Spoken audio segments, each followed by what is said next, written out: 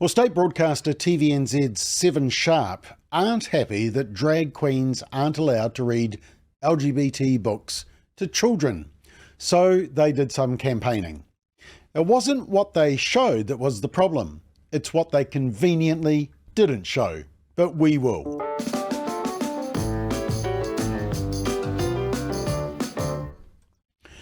So last Thursday, the segment on 7 Sharp was entitled Hilary Barry Uncovers How Online Hate Ruined Rainbow Storytime. And it said local councils in Rotorua, Hastings and Upper Hutt have been forced to cancel Rainbow Storytime events for children because of a nasty backlash online. One of the performers, Willie Smackintosh, spoke to Hilary Barry about the experience. Now, remember, there is nothing sexual about the name Willie Smackintosh. Nope, nothing at all. Willie Smackintosh. Totally normal. So let's watch some excerpts from the show, and then I'll show you what 7 Sharp conveniently didn't show you, but we did offer to them, but they still didn't show. Councils in the Rotorua, Hastings and Upper Hutt have been forced to cancel Rainbow Storytime events for children because of a nasty backlash online from what's best described as Christian fundamentalists. Oh, good start. Christian fundamentalists, aka people that Hilary Barry maybe doesn't agree with, so doesn't like. In fact, I bet they can't even define what they mean by Christian fundamentalists. It's likely people who believe in natural marriage, one man, one woman, that you're born male or female, you can't choose your sex, and that men can't get pregnant. And in fact, if you look at some of the online commentary, there's a huge amount from people who are just parents, educators, or who don't agree with drag queens being role modelled before children. But let's not let the facts get in the way of the narrative. But this is what the theme of the story is. Not the reason for the opposition, but an attack on Christians. The readings were meant to promote diversity and most of all, entertain the kids. Drag queens Erica and Coco Flash were to appear in Rotorua and Hastings. In Upper Hutt, it was drag king Willie Smackintosh who was lined up. So what's got the haters hating?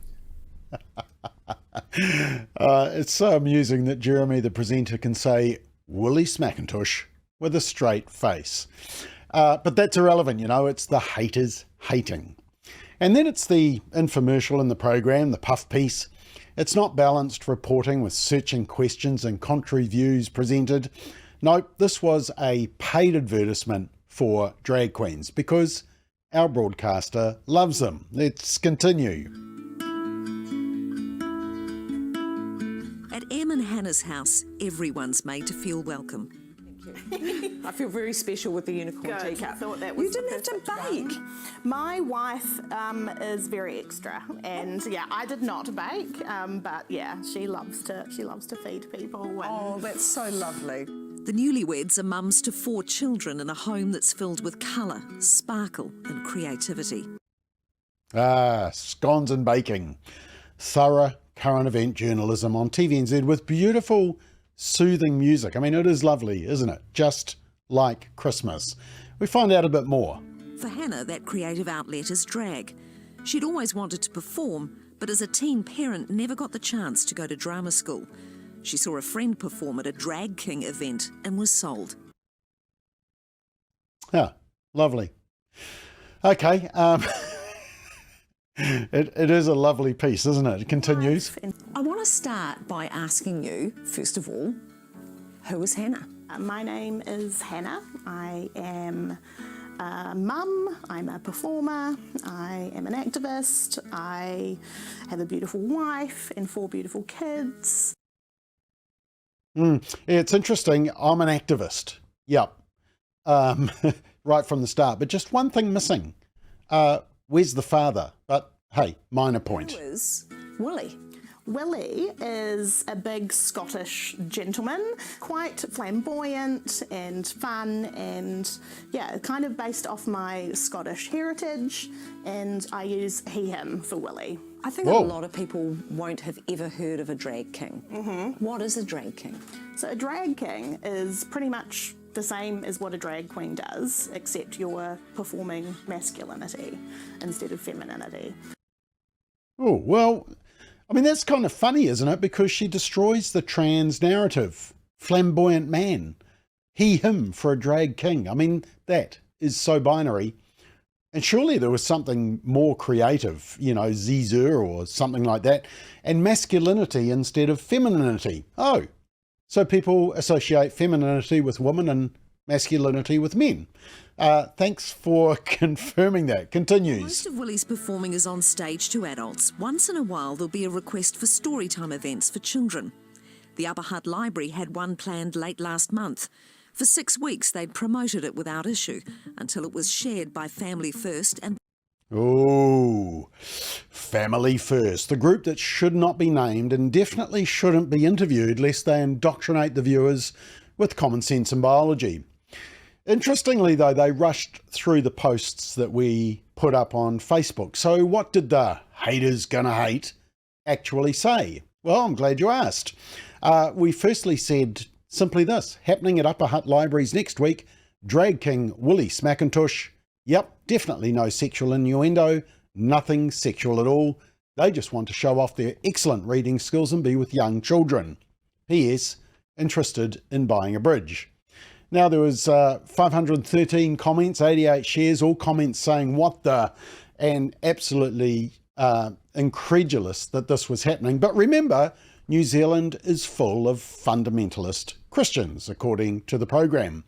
I mean, even Sean Plunkett from the platform questioned the whole arrangement, and I didn't realise he was a fundamentalist Christian. Glory be. And then we updated our post with this drag queen role model, because remember, when you put entertaining people in front of children, they want to know more. They want to check out the entertainer. And they like them, and so they go to the entertainer's social media. And this is what they would find. And look, apologies for the language in the audio. Hopefully no children are watching right at this time.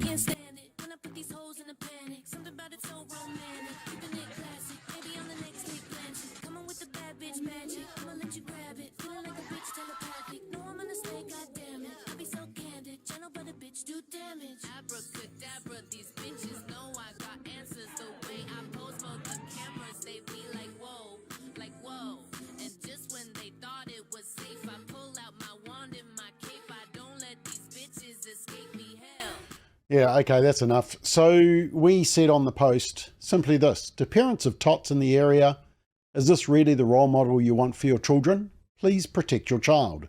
To Upper Hutt Libraries, will you also be getting a porn star, a prostitute and a pole dancer to demonstrate their reading skills as well? Please use your brain.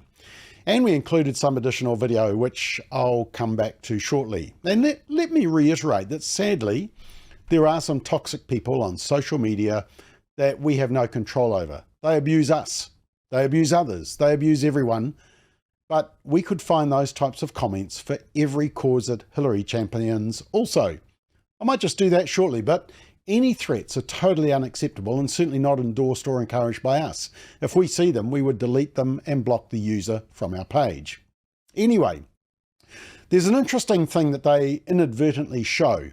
And check out the books at the end of this clip. Church, who posted it to their followers. Then came the inevitable pile-on.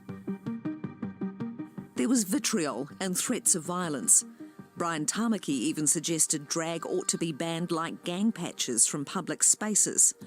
All over a woman, dressed as a man, reading stories to children. Yes. Did you see the book Grandad's Pride? Yes, it's this book. Which way? That book. This book. And actually, it got in trouble in the UK. A parent in the UK told the BBC that he pulled his daughter out of the school over the book, which he said depicted a man wearing leather fetish gear. The preschool's chair of trustees agreed the book was not age appropriate and ordered its removal. But hey, leather fetish gear is all good to our state broadcaster, especially for preschoolers. Intro to fetish for under fives. But what's interesting is that you won't see Hillary getting Willie Smackintosh to read out of this book or show that picture. How convenient. And so it's off to someone, an expert, who can add to the narrative of the program. Yet, because of social media, it's happening all around the world. What do you call this type of activity online? Well, effectively, this is what people call either mass harassment or brigading, where you look for, recruit people to say things, to build a head of steam, if you like, to say that this isn't what we want. You're representing yourself and others as a significant section of society, and as a result, you're using some weight in that voice to say that we don't want this to happen.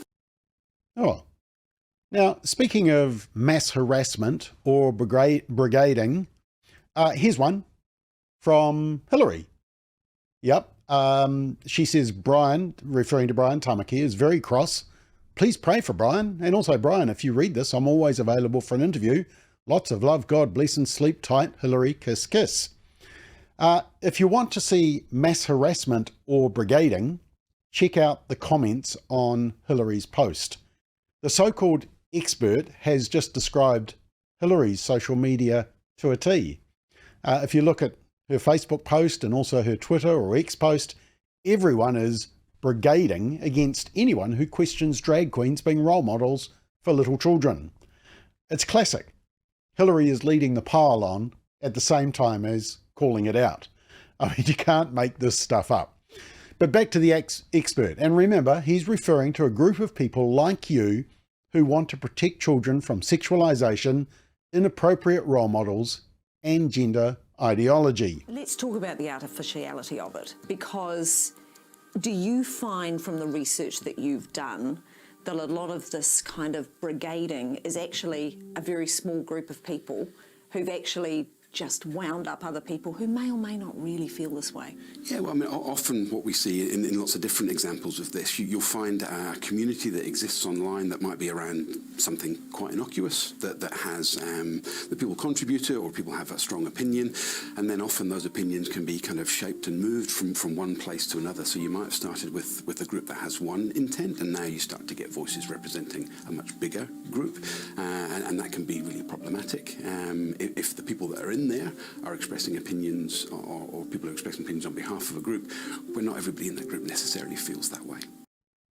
Oh, sounds like the disinformation project, eh? It's only disinformation if the disinformation project or NetSafe or the left disagrees with it.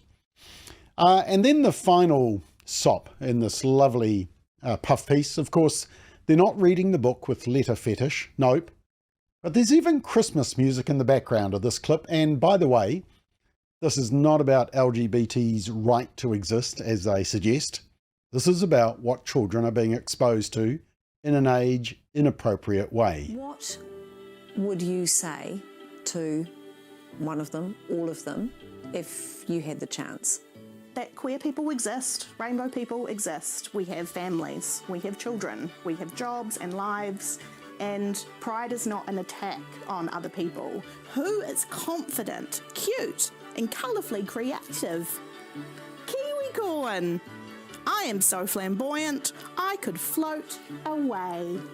Pride is, yeah, it's pride in our identities and our communities, and we deserve and have the legal right to exist in public spaces. Oh, I almost started singing Christmas carols then. What amazed me, though, is just how overt they were that drag story time isn't about reading to kids. It's about pushing LGBT sexuality and gender. I'm not sure they were planning to be so open about this. A lot of people who really just don't understand what queer people are and how we live and what our lives are like. And I really hope that some of those people watch the video and are made aware of what the actual reality of what a drag story time is. Now, just before I show you the last clip from 7 Sharp, let's look at what else children would find when they look up Smackintosh on social media. And please note, you will be offended by what you're about to see. But this is apparently a role model for children. This ain't Texas. So lay I'll just turn that music down a bit so that YouTube doesn't ban this video.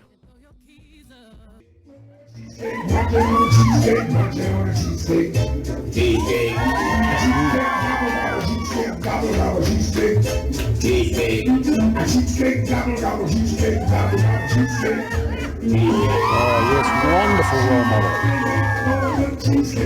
Bring in the kids.